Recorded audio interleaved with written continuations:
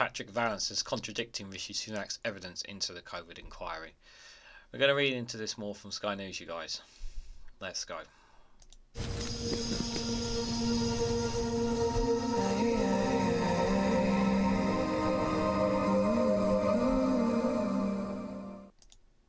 Good morning, good afternoon, good evening, wherever you are in the world. This is REGANELITE here with an article from The Guardian with the headline that Patrick Vallance is contradicting Rishi Sunak's evidence to the COVID inquiry. The PM would almost certainly have known concerns over the Eat Out to Help Out scheme, says the former chief scientific advisor. Now, obviously, there'll be more information as this comes along, but obviously the COVID inquiry is opened up this week, so there's going to be a lot more here. And I might just do an extra live stream with regards to the COVID-19 inquiry. I may do one on Friday or Thursday potentially as an extra bonus potentially. But just talking on this now, I mean, to hear it from one of the chief scientists, you know, Patrick Vallance, and who was one of the three on the podiums that always are talking to us about the science. I just feel like they were in an impossible situation. Like, at the end of the day, they couldn't dictate policy. Obviously, all they could do was provide the facts and the information to the best of their knowledge to the politicians, to make the decisions, for the ministers to make the ultimate decisions with regards to the country. And it really is a case of just trying to stop people dying. That was really it. And they were shafted, pretty much, the scientists, with regards to the Eat Out to Help Out scheme.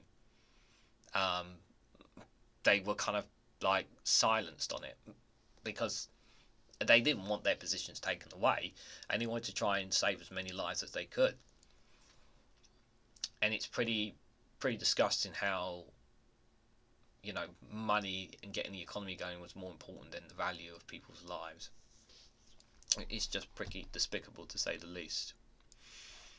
So Rishi Sunak would almost certainly have known scientists were worried about his Eat Out to Help Out scheme during the pandemic, Sir Patrick Vallance has said, directly contradicting the Prime Minister's evidence to the COVID inquiry.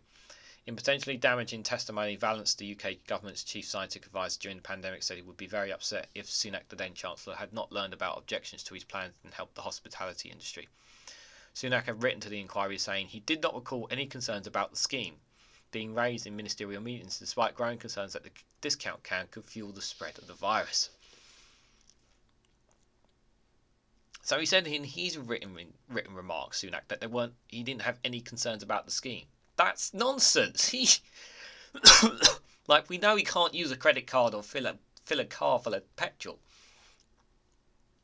But even he should have known that this was going to spread the virus. Like, he's clearly misleading if he didn't know this. An extract from Vallance's contemporaries' diaries in July 2020 provided evidence that Sunak sought to push back against the scientists' advice. In one economics-based meeting, Sunak said, "It's all about handling the scientists, not handling the virus," the entry said. Wow. That's talk about insulting. That's insulting. The scientists aren't the one that's killing people. It's the virus here. And he has the gall to say that. Allegedly, of course. Vallance said there were definitely periods when it was clear that the unwelcome advice we were giving was, as expected, not beloved, and that meant that we had to work doubly hard to make sure that the scientists' evidence and advice was properly heard. In other evidence, Vallance said Boris Johnson at times struggled to follow the basic scientific concepts crucial to COVID, such as the impact of lockdown on waves infections, and they had to have explained to them repeatedly. He sounds like he's a bit of a dummy when it comes to this, then, doesn't it? That you had to be repeated multiple times about it. Vallance described Johnson in his diaries as weak and indecisive over a second lockdown in autumn 2020 and recalled the then Prime Minister arguing against restrictions because it would be mainly older people who would die, and they've had a good innings. Wow, come on. Asked about Sunak's Eat Out scheme, which gave millions of people discount of up to £10 at restaurants and cafes in summer 2020, Vallance said he and other scientific advisors were not asked for their views before it was launched by the Treasury. Until up to that point, the message had been very clear, which is interaction between different households and people that you weren't living within an enclosed environment with many others was a high-risk activity. That policy completely reversed it, Vallance said. It is very difficult to see how it would not have had an effect on the transmission, and that would have been given the advice that was given. The inquiry was then showed an extract from the written witness statement of Sunak, who is due to appear in person next month, in which he said that before and after the scheme launch did not recall any concerns about the scheme being expressed during ministerial discussions. These included meetings attended by Vallance and Chris Whitty. Asked if this was correct, Vallance said it would have been very obvious to anyone that this would inevitably cause an increase in transmission risk, and I think they would have known by ministers. Like, even us, me, most of you watching this video would have known that this was going to happen. Questioned by Andrew O'Connor in the Inquiry Council whether this would include Sunak, Vallance replied, "I can't recall which meetings he was in, but I'd be very surprised if any minister didn't understand these openings carried risk." He knew. Surely he knew. Asked whether Johnson fully understood the scientific concept that he was presented with, Vallance said the Prime Minister last studied science aged 15 and would be the first to admit it wasn't his forte, and that he struggled with some of the concepts that we needed to repeat them.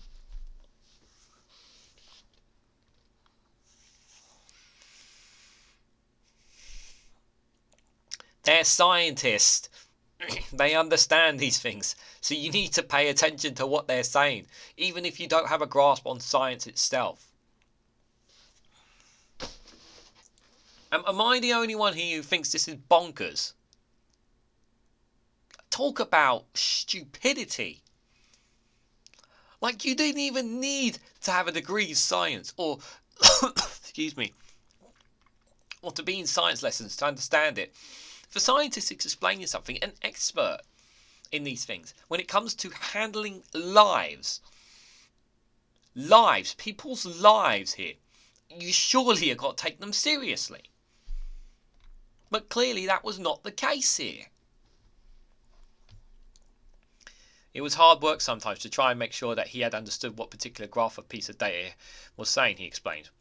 This covered even scientists' ideas, fundamental battling the virus, science as how and if interventions such as lockdowns would reduce the peaks of infections, Vallance told the hearing. He would look at the peaks of waves of infections and ask, are the interventions we're making doing, or is that what would have happened anyway, Vallance said. And he did come to that point often. We had talked him through what the evidence was, and that the interventions made the difference. Of course, it is true that at some points they came down because at some point public behaviour changed, but the point that was clearly these were being manipulated down by interventions. Various other extracts from Vallance's diary shed a similar unflattering light on Johnson, showing him repeatedly changing his mind over a second lockdown, with Vallance telling the hearing that the then Prime Minister was influenced by a lot of the press. The papers don't care if people die. They want to make headlines. On the 25th of October 2020, the diary said Johnson began meeting on possible restrictions by arguing for letting it all rip, saying, yes, there will be more casualties, but so be it. They've had a good innings. The same entry also quoted Johnson as saying, most people will die who have reached their time anyway. Earlier in his testimony, Vallance said that by mid-March 2020, just over a week before Johnson was imposed the first lockdown, data showed COVID was far more widespread and was accelerating faster than anyone had expected, he said. This was an occasion where I think it's clear that we should have gone earlier. An extract from Vallance's statement showed his key factor from that period. The most important lesson that I learnt and stated repeatedly from the first lockdown onwards in respect to the timings and intervention was that you had to go in earlier than you would like, harder than you would like, and broader than you would like.